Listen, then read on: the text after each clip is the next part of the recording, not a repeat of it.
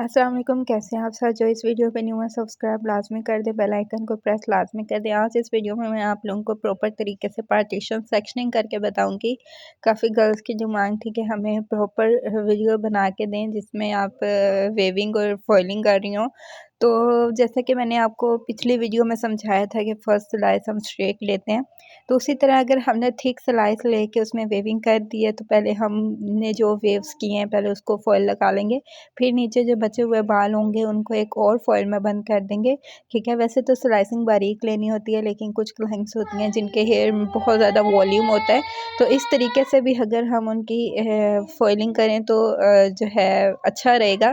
तो जैसे कि आप देख रहे हैं हमने प्रॉपर तरीके से फॉइल लगाई है और मटेरियल लगाया। अब ये जो बचे हुए बाल थे हमने यहाँ पे भी एक फॉइलिंग कर देनी है, यहाँ पे भी हम दोबारा से वेविंग करेंगे और उसी तरह हम फॉइल में बंद करेंगे अपने हेयर्स को। बहुत एहतियात से वेविंग करनी होती है कि प्रॉपर नीचे से आपका हैंग भी नज़र आए और प्रॉपर डिस्टेंस अंदर हो, ठीक है। उस सेम हमने नीचे भी फॉइल लगा ली है मटेरियल लगा के।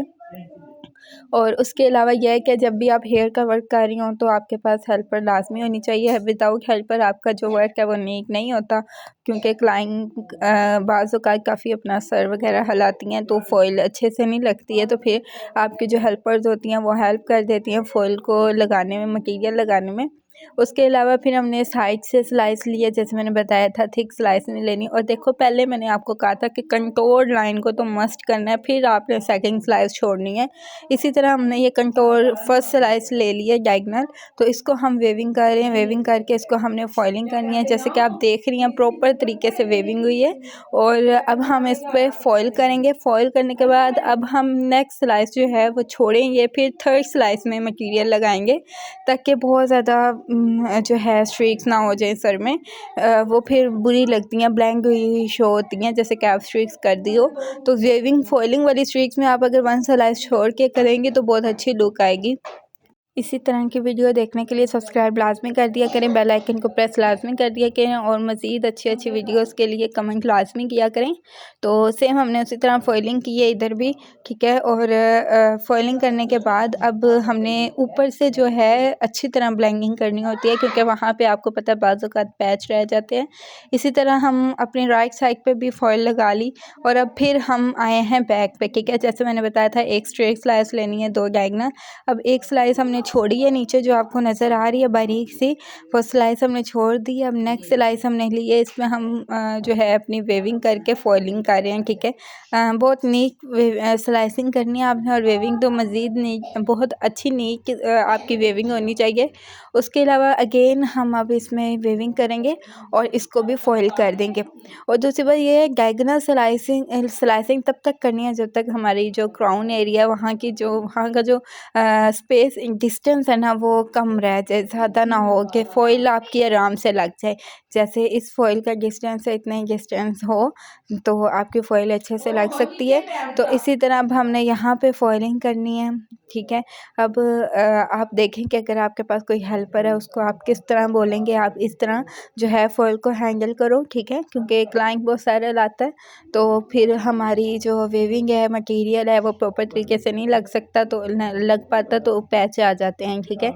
अच्छे से आपने जो है कर लेनी है, अच्छे से मटेरियल अप्लाई कर लेना है। अप्लाई करने के बाद आप लोग इस तरह लॉन्ग फॉइल के साथ अगर मटेरियल लगाते हो तो बहुत ही अच्छे से मटेरियल अप्लाई होता है, ठीक है। अगर छोटी फॉइल है तब भी कोई मसला नहीं है। जो मैंने नीचे की फॉइलिंग की है वो छोटी थी, उसको लगाने का मेथड भी आपने देख ही लिया होगा इस वीडियो में। तो अब इसको फोल्ड कैसे करते हैं, जैसे कि मैं हर फॉइल को फोल्ड कर रही हूँ, इसी तरह हमने फोल्ड करना होता है, ठीक है। राइट साइड से फिर हमने लेफ़्ट साइड से टर्न करना होता है और मज़ीद हमने फॉइल को ऊपर ऊपर नहीं करना होता। इस तरह हमारी फॉइल जो है वो लूज़ हो जाती है, ठीक है, नीचे को आ जाती है। अब देखो फिर हमने उसी तरह एक स्लाइस छोड़ी है और नेक्स्ट स्लाइस में हमने वेविंग की है, ठीक है। नेक्स्ट स्लाइस अब हम दोबारा लेंगे, उसको अच्छे से वेविंग करके और फॉइलिंग कर देंगे।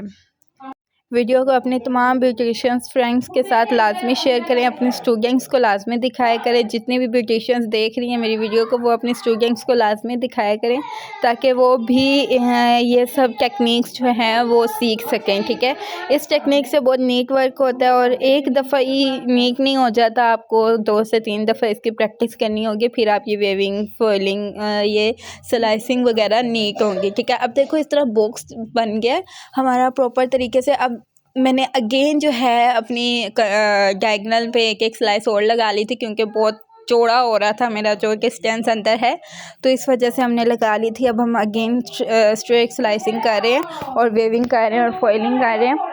सेम हमने इस तरह फॉइलिंग वेविंग करनी होती है, फॉइलिंग करनी होती है। अब हमारा बैक प्रॉपर तरीके से हो गया, क्राउन एरिया को भी हमने स्ट्रेट किया।